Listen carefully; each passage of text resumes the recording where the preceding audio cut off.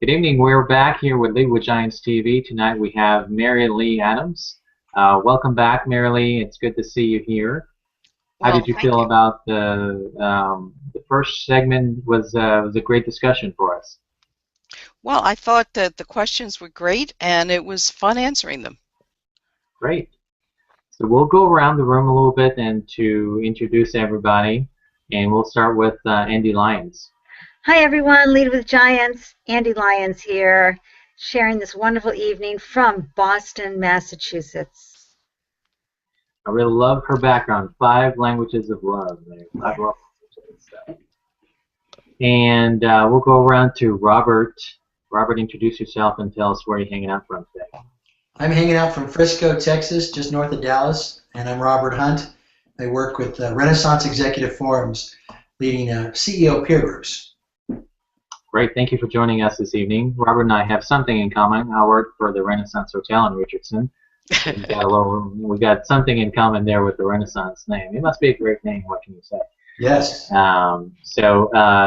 Liz is possibly going to join us into this hangout, and so we look forward to having her as well, Liz and Sally. I do want to just piggyback on something we touched on the first segment, which how do we switch the lanes in a healthy way? Because we do get into the judger mentality sometimes, or the way we approach things. How can someone can change those lanes in a healthy way? Well, first of all, in case somebody is in this segment and not in the prior one, we were talking about the fact that we all have two mindsets, and I call these a judger mindset and a learner mindset, and we all have both, and the question is simply which one is in charge at any moment. And judger is typically our default position, and we're hardwired for it, and so it's natural to us. Learner is also natural. Sometimes it's more of an acquired skill, and we're typically more productive, more satisfied, more happy when we're in learner. So when you talk about how do we switch, the first thing that you need to know about switching is being able to identify where you are right now, because if you find that you're in judger and you're not happy about it, is the only time that it would even occur to you to try to switch. Fortunately, there are easy ways to learn how to identify that, and there are also some practical and pretty easy ways to switch. Of course, it also depends on practice. And so it's kind of a four-part model. If you can identify the mindset that you're in at any, or if you can identify and discern the questions that you're asking at any different point, that's number one. Number two, if you know how to analyze the questions for whether they are effective, whether they're helping you or hurting you. Number three is learning how to change the questions. That is, if you want different results. And if you don't, that's fine. If you want different results, then you really have to change your questions. And the fourth part is having the courage and the willingness and the skill to actually ask the questions. So that's a four-part method that you could use anywhere in your life for the rest of your life. And the beginning of it is self-awareness and recognizing that we ask ourselves questions all the time, and those questions will either be learner mindset or judger mindset. So the more that you do that, the more that you kind of literally, I believe, create different neural pathways so that it gets easier and easier, but we'll never be perfect at it. And in fact, one of the chapters in the book is entitled, "We're All Recovering Judgers." Yes, yes. And it's very true. And I think that you find out that through those, when you have that mindset of a learner, it impacts the relationship between you and the other person. You're starting to feel that there's more constructive dialogue. You're starting to listen better, have the empathy to another person. You tend to synchronize better now, and your relationships tend to have a better, more respect toward one another and trust. Would you say that creates that moment? Well, that's certainly true. And if you think about this in terms of leadership, if you have a leader who is predominantly in learner mindset, they are going to be exuding a different kind of morale, a different kind of encouragement. They're going to engage people better. They're going to have more trust. People will be more likely to take risks. They'll be more creative. And if you have a leader who is predominantly in judger mindset, typically what happens is people get constricted, they pull back, they don't always share information, they don't think as broadly or creatively. And the good news about this is we can all learn to change our mindsets with practice. Right. Very true. I think we've got Liz with us. I'm sure she's starting to join us with there. But let's welcome back, Liz. How are you? I'm okay. I'm here. Okay. Sorry about that. No, thanks so much for joining us back here. Marilee, I'd like to make a transition about how can a leader can work on being more of an inquiring leader. What are some of the characteristics that an inquiring leader has? Can you talk a little bit about that, please? Oh, sure. And in fact, the last chapter of Change Your Questions is entitled The Inquiring Leader. And I mentioned in the last segment that I teach leadership in the School of Public Affairs at American University, and I speak about it all over the place, including last year in Singapore and Malaysia and China, which was great fun.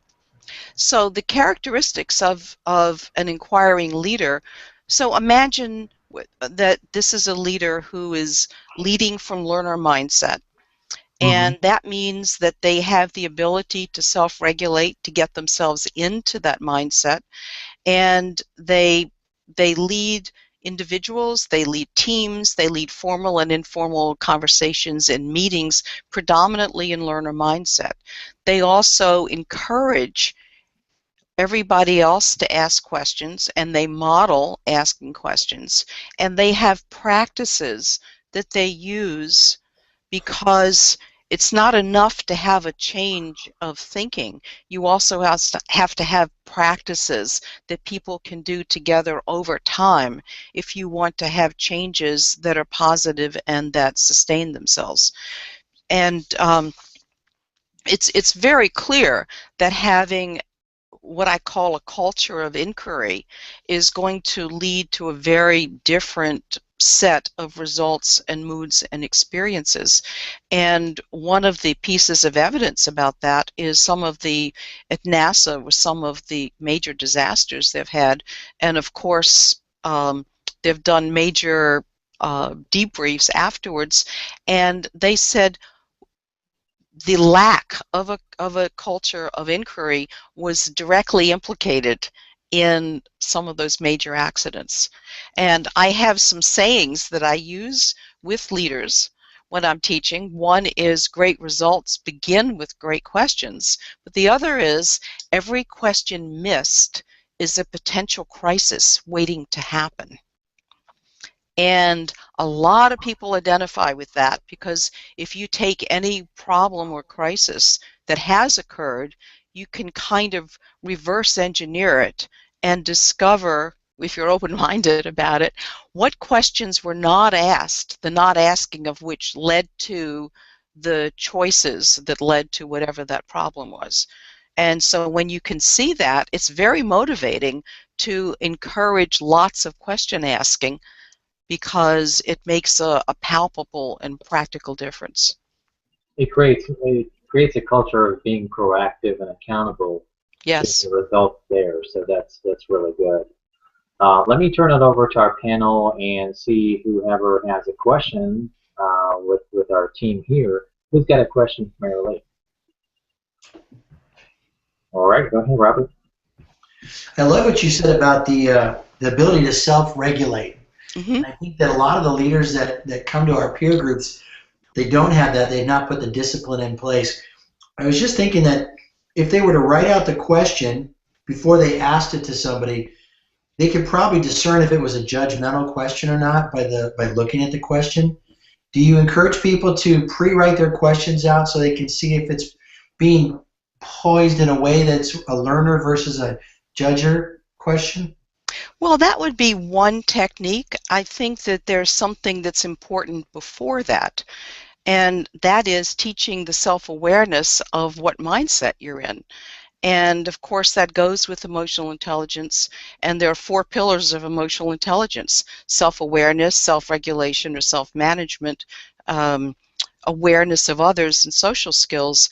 And if your viewers could see the choice map, you could see that if you can ask yourself, am I in judger? That's a high level of self-awareness. And then switching questions are actually the operational heart of that kind of self-regulation, self-management. So the more that people practice that, then the more that that they have the ability to do that.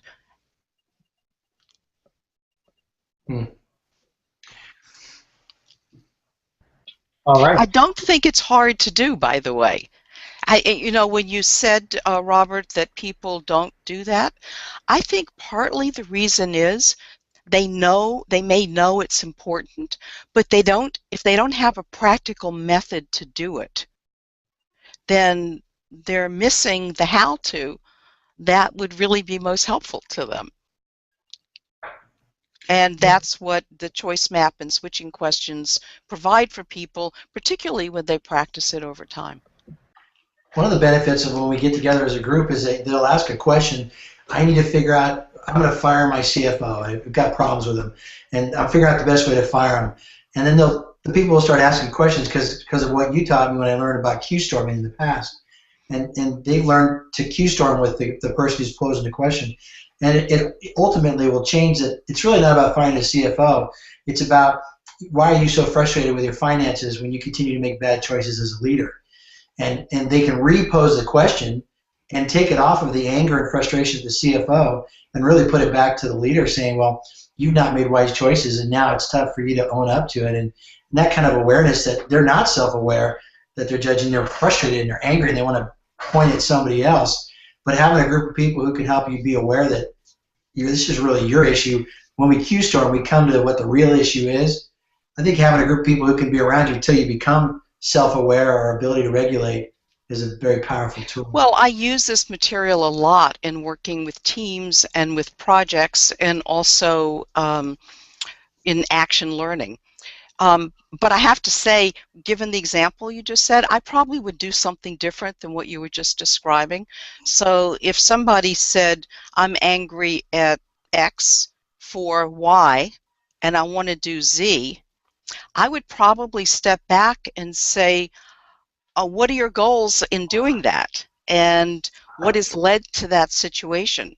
Because we're very trigger happy when it comes to coming to answers. We're pretty addicted to answers, and you can get people in a ready, fire, aim rather than ready, aim, fire. Mm-hmm. And so I think if you don't step back and ask those kinds of thoughtful, reflective questions, then first of all, you may not get as good a result with that particular situation. And secondly, you're not teaching that person a different way of thinking that they can use in other situations in the future.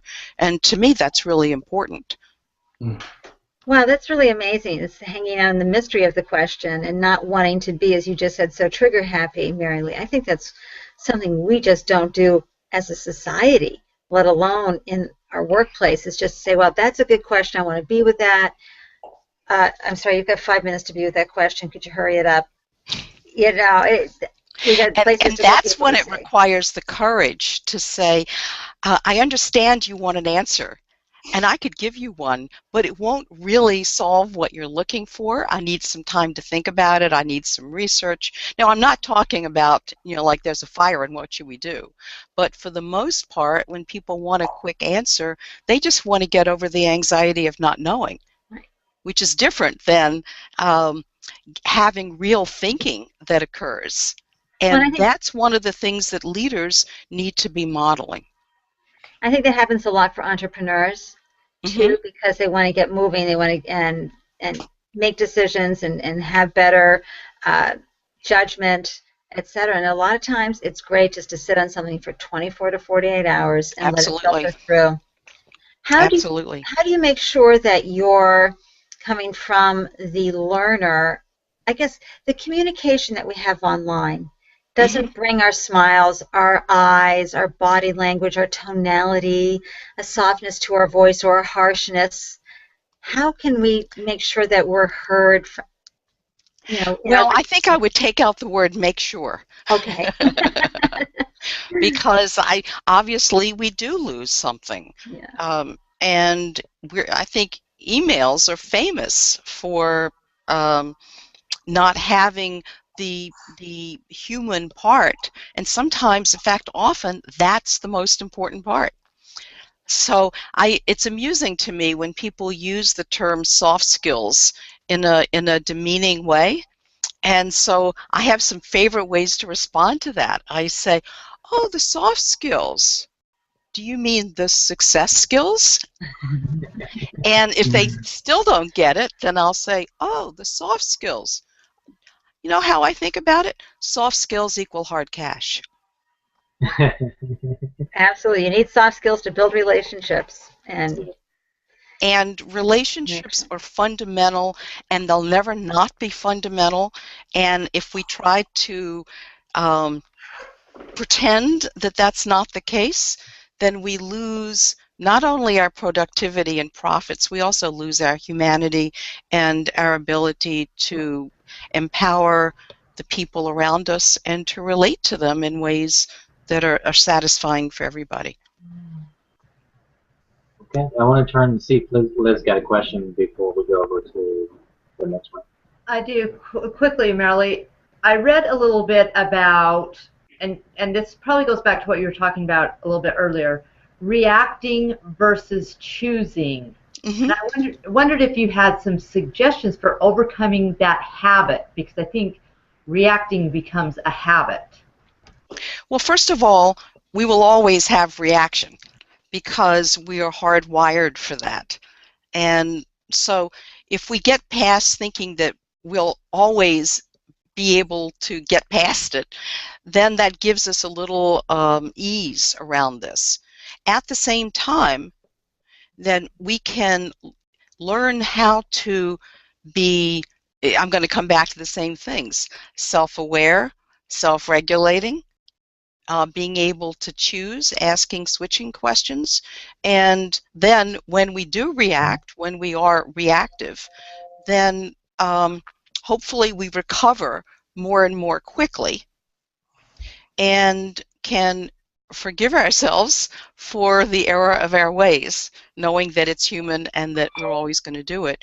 If you could see the details on the choice map, there's a little sign, a road sign on the judger path that says reactive, and on the learner path that says responsive. Responsive means choosing to respond. Great.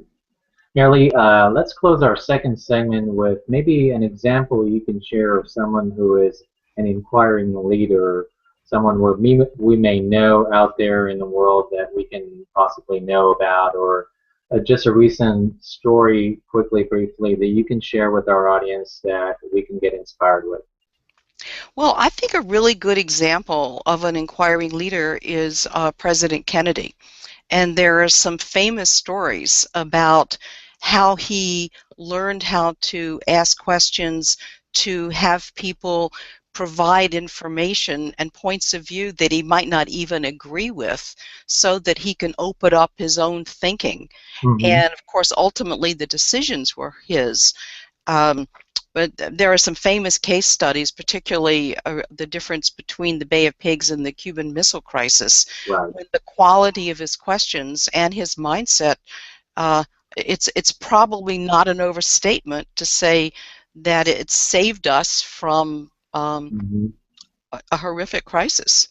Right, right. It's a great example, and I'm a big fan of history, and I've read some of the biography, and you hit it right on the nail. He had that ability to be surrounded by people who they may be smarter than you are, they may know, but it's just his ability to just get at that inquiry level of not getting making a better decision is hearing all sides of the issue, and he was really able to do that with his inner circles and some people around. So it's a great example. Thank you. All right. Well, thank you so much, folks, for hanging out with us on this hangout. I'm sure we can talk all evening long because it's a great topic. But Marilee, I want to thank you from my heart for being here with us. You're a great someone we can learn from all day long. So I appreciate your time. This was a pleasure. I could keep talking all day long. And thank you to everybody on the panel. I think Robert's got a dinner to go to, so I know that. But thanks, everybody. I'm going to go ahead and stop the broadcast. I want to thank, while we are on live, Lead with Giants community. We are all over social media, LinkedIn, Twitter, Facebook, and leadwithgiants.com. Andy, thank you so much for being with us. We're really excited every time you're here. And Liz and Robert and Marilee. So thank you guys for being with us. Thank you. Thank you.